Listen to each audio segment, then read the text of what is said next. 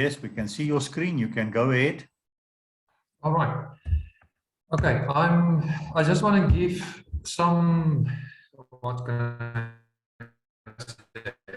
information what we did in Doringkloof as a community. Doringkloof is an open-gated community, so we are about 1,200 homes and about 200 businesses in the community, and we have two entities managing the community: a residents association and then a neighborhood watch, which is affiliated to a CPF. So I'm speaking from the Residents Association. I'm the chair now for 4 years. And I just want to quickly share something. If you want to change a community, you need to be able to communicate with your residents, with your business owners.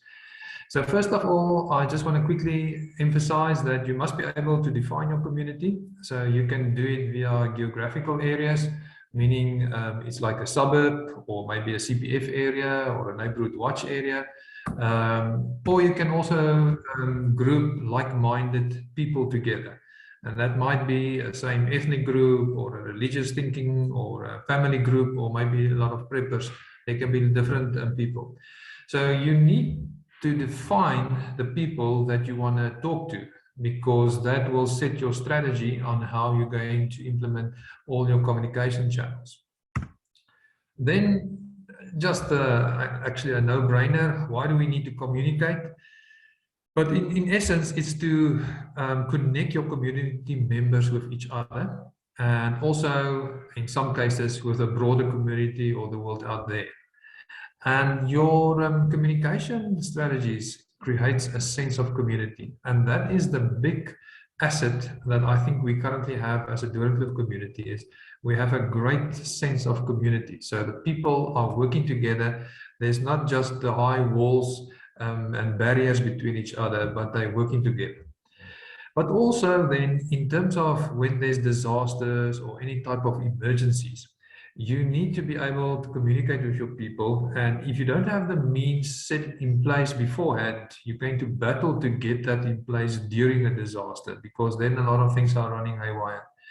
So your communication connects your people, your family, your communities with your first responders, your support systems, and other family members if they got lost in the process. And then, of course, your communication helps you to prepare for emergencies beforehand, and you can also reduce issues and harm during disasters because you can communicate with your people. And then, of course, you want to disseminate your information during your emergencies or disasters. Now, there can be different things and happenings. That's now buiten die normale. So your natural disasters is all those things like flooding, fire, drought, hail, earthquake. You've got a lot of things there going. But then there's a lot of man-made disasters. And I think these are the things especially we have to look out for our neighborhoods in South Africa. Things like riots, looting, virus pandemics, water contamination, electricity system sabotages, cyber attacks. Those type of things are the things that we have to look out for in South Africa, and we need to be able to communicate with our friends and neighbors in our closest communities. All right. I have just categorized the levels of communication because there's different things how you can communicate with your communities. So the first thing is your direct interface. That's your face-to-face type of environment. That's where you have meetings in a hall or in your street, or you can either also do printed materials like flyers or those kind of things. And then there's other things like to use a megaphone, whistles, mirrors, all those kind of things. But this is where you need to see each other face to face. And when all your communication systems are down and there's no other way to communicate with each other, you have to walk to people and say, okay, this is the situation. And then the idea is, do you have a whole process of communicating to your people face to face? Of course, what we're currently doing, and this is the most popular one currently, is your internet or your data cell phone interface.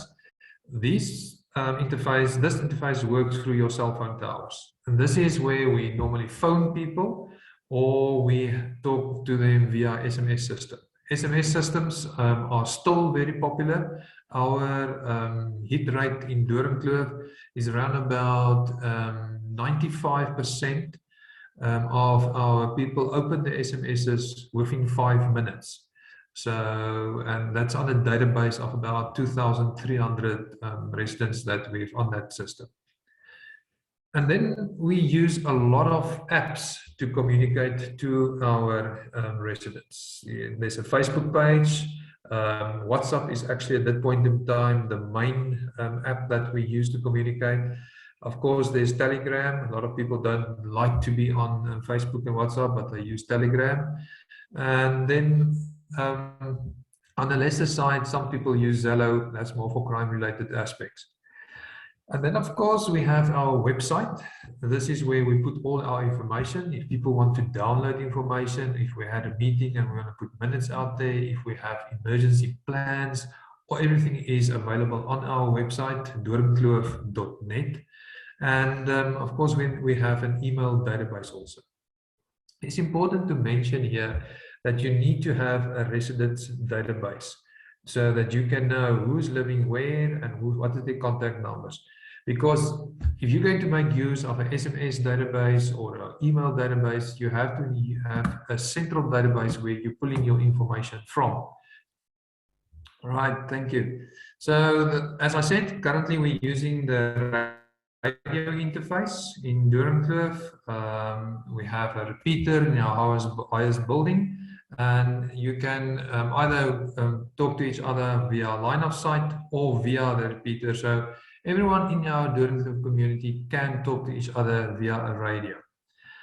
A next level of radio interface is when you go to ham radios. These are the radios that will give you access to broader communities, anything from 50 to across the country, even across the world. So we have identified some people in our community that have ham radios. They got special licenses for it. So we are setting those people up if we need to communicate broader than our current community. And just a side note, FM, AM radio is also important, just to keep you up to date with what is the information, what is the news going on outside there in terms of when there's an emergency or some sort of a disaster in your environment. Okay, in terms of the radio interface, we have radio coordinators.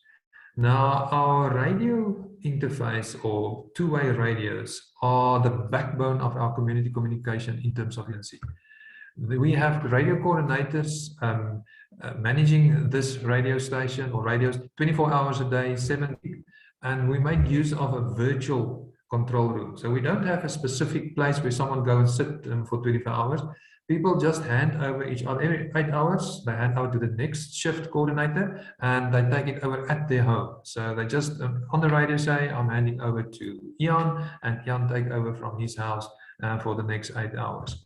So normal what's happening is that your normal residents, they are doing these shifts. It's no specialized type of people. It's ordinary residents that are trained a little bit in terms of the radio, but they are taking the shifts.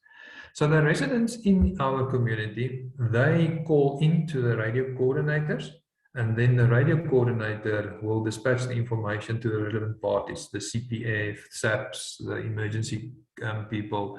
So they will then channel the information through. We have different channels on our radio. So we have a main channel that's always open and always manned. And then we've got breakaway channels that if you have a certain situation and you need only some people to talk on that channel, they will break away to that channel. So anyone switching to that channel can then hear. But I want to stress this one, the street captains is really the backbone of our communication system in general. So what we have done is we have created a street captain for plus minus every 20 homes in Doringkloof. So basically we say a street got a captain. If there's more than 20 homes, we break it up into two captain areas. So That main thing that we're creating there is that the street captain creates a street captain WhatsApp group for his street. And we then, as the leadership of the community, create a street captain WhatsApp group where all the street captains belong to. So the community leaders, like our exco, we post information on the street captain WhatsApp group, and then they forward it to their street captain groups or street groups. So, and that's the way most of us are distributing our information in the community. Very, very important. I just want to emphasize the role of the street captain. So the street captain is the person, because he's living in the street, he knows who are the people moving in and out. It's his responsibility to assist us to update the residents database. As soon as someone moving in, he must update his WhatsApp group, but he must also send the information through to our residents database. You must remember now, Doringkloof is an open gated community. We can't enforce anything. People do it out of free will. You must ask them. All these people are people that say, I'm putting my hand up to assist and help. Then the street captain creates an official group and a social WhatsApp group on the group. I'm going to tell a little bit later the difference between the official and the social WhatsApp groups for each street. He will then forward all official messages from the street captain WhatsApp group to his street. And he will communicate to the residents, especially in case of emergencies. He will communicate all relevant events to the civics portfolio. We have different portfolios in our community. All care situations to the care portfolio. And then it's also his task to inform and motivate the street residents to get involved in the community activities.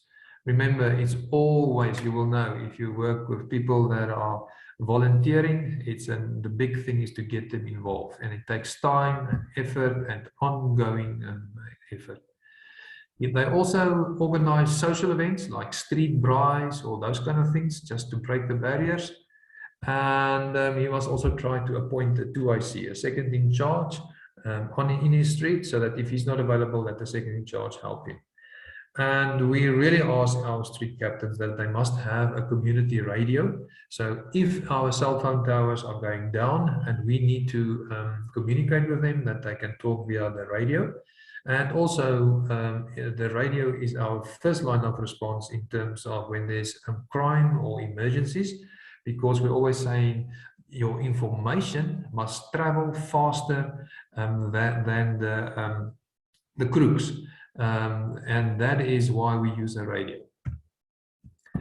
What we've also done now very recently is we have created a street captain representative. This is a person that will help us to actually serve the street captains. So she's looking after the street captains, motivate them, help them, give them some examples to do in their streets. So she's really overseeing the street captains in the group, but also taking their morale to a high and really assisting them. It's normally a very social, interactive type of person that are able and have a lot of time on their hands. So they are available to call your street captains, to talk to them, to WhatsApp them, to motivate them, to assist them, and to take them through the processes. And then, of course, we have created a residence database. Just make sure, in terms of the POPI Act, you must get your approval from the resident when you put this information on the database. And this is our source of communication. So our radio coordinators make use of this if they must call. So if there's an emergency coming through on the radio, then they look on the database, see who's the person living in Palm Street 144 or wherever, and then they call that resident on their cell phone or whatever ways they can to tell them what is going on. They talk to the street captain via WhatsApp messages, and this database also helps to populate our email database and our SMS database. Just in terms of the SMS database, we have a resident in Doringkloof that got an SMS company. So he's sponsoring our community with 15,000 free SMSs per month. Then, of course, we must be able to communicate with our residents, and that's when they move in. We give them an introduction to our community, what we can do. We give them through ongoing community information, and we must be able to reach them in terms of emergencies. When there's wall jumpers, or when people are on leave and we need to go in, or when there's water, electricity issues, or anything like that. Just quickly on what is the role of a 2IC, that's our second in charge. They basically assist your street captain. Very important messages get through. So if the street captain is not at that point in time available to forward a message from the street captain group, the 2IC will pick it up and send it through to the street group. And sometimes I'll also the social representative and trying to get your residents involved. Then we've mentioned that we create an official group and a social group on each street. And the reason for that is our official group is where all our official messages going through, and it's actually mandatory for all residents to be on that group. But we also create a social group. Here we say to the people, you can leave it, but if at all possible, please don't.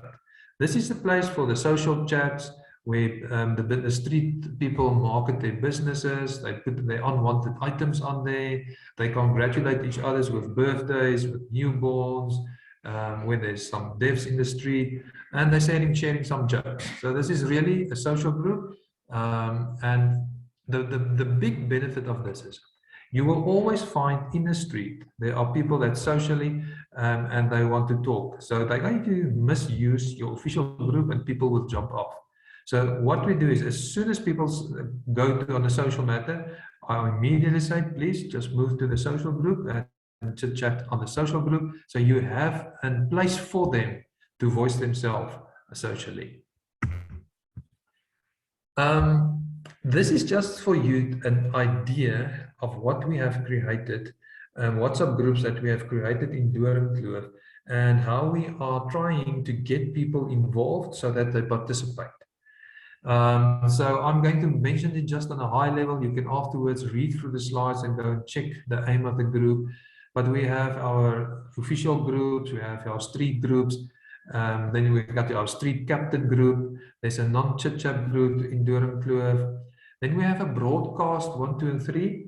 It sometimes happens that the street captains of a specific street don't send the information to their streets. Remember, it's volunteers. So we have created a broadcast group where we as the ExCo also put information that we send through to the street captains. We put on the broadcast group, and the residents can belong directly to this broadcast group. Then there's neighborhood watch groups, patrols, and so forth. We have a care group, people looking after each other. We have a specific elderly care support group. We have an elderly care helpers group. There's a prayer group and also a second group for intercession. We have a pets group, people helping. We even have a database for pets. There's a person in Doringkloof that got a heart for pets. So every pet that gets lost, she take a photo of, put it on a database, and she get the address of that pet, and then she can get that pet back to their owners. We have business chat rooms where we sort of assist people with their businesses. The buy, sell, make an offer group is a very, very busy group selling things. We have a lot of things going around in Doringkloof where people sell to each other. We've created a separate food group, and that's people selling food. A lot of people do daily deliveries and so forth. We got a sport and recreation. Our environmental is to do with the mine next door, and also we got a Sprite going through. We have that Sprite is the FODS group. People looking after the elderly, Gryse Wysheid. Then of course our radio coordinators. We've got a few guys looking after our parks because we have problems with the municipality cutting the lawn and keeping it in place. We have created groups looking after our parks. We even have a rainfall group. This is the people with the weather. They record all the rain. They tell you when the storms are coming. They connected with some weather bureaus. So very nice group. The Green Pastures group are a lot of guys that still are coming together and creating gardens or vegetable gardens where they want to grow food. Someone just mentioned this morning that he want to take this to a new level so that people can exchange vegetables to each other. The do-it-yourself ask and help group is where people help each other and say, okay, I got to replace a slot mechanism or whatever, and they will come out and help each other. And then, of course, I've got a lot of emergency action plans for, this is groups that help us developing these plans. There's a food group, there's a water group, there's an energy group, a fire group, a medical group. And then just now, 2-3 weeks ago, we started the whole thing about potholes. We got a few people involved with very clued up people in terms of how to restore potholes. So we've got a very nice process going now, covering and restoring all potholes in Doringkloof. And lastly, we also have a Telegram where we put all the information, and we have a Facebook. So those are just to give you an idea of how we're trying to get our people involved and communicate with them, because you have people in your community with different interests. So if you have, if you can get them involved in where they are interested, you will get them involved in your community in some way or another. So to conclude, the whole thing with your communication is you must try to keep your morale high in your community. And this is by to communicate with your street, on street level regularly. And we try to do this on the smallest part, which is the street. So keep your streets clean. So we motivate people to take off the posters, remove graffiti, get the residents that put their garden refuge on the sidewalk to take it away. Encourage, we got garden competitions to help each other. So okay, let's see who's the best garden in the street. Sweep your street and spray weeds. All these things are helping you to keep your morale high, but it's also helping you to prolong the lifetime of your street, because if there's weeds growing and if there is some loose pebbles and rocks on your street, it will deteriorate your street in no time. Small things like straighten your traffic signs when they skew or something, repair potholes, street lights. We help each other with whatever we need in the street, because you want to break the barriers between the homes, between the people via your social events. What we have found is if you have a social group or a group where there's only messages and you don't know the face, it's very easy for people to attack each other. But when you know the face and you know this is the person, this is who he is, then there's not a lot of fights at all, because you know them personally. This actually all comes down to the broken window concept. I think it's a well-known concept. So we're trying in Doringkloof to communicate with our people to make sure that we tackle the small things so that we don't have to go to the big things. And then I want to conclude in saying, when you have the ear of your community, you can handle any situation. Listen carefully. If you have the ear of your community, in other words, you can talk to them and they're willing to listen, you will be able to handle any situation in your community. Jasper, with that, I think that's just in brief what I want to share in terms of how we handle it in Doringkloof. I hope that helped and assist in some way. People are more than willing to contact me. There's my email, but they can also have a look at our website. Is doringkloof.net is our community website, where they can see or find some of our documents also there. But yes, thank you. Over to you, Jasper.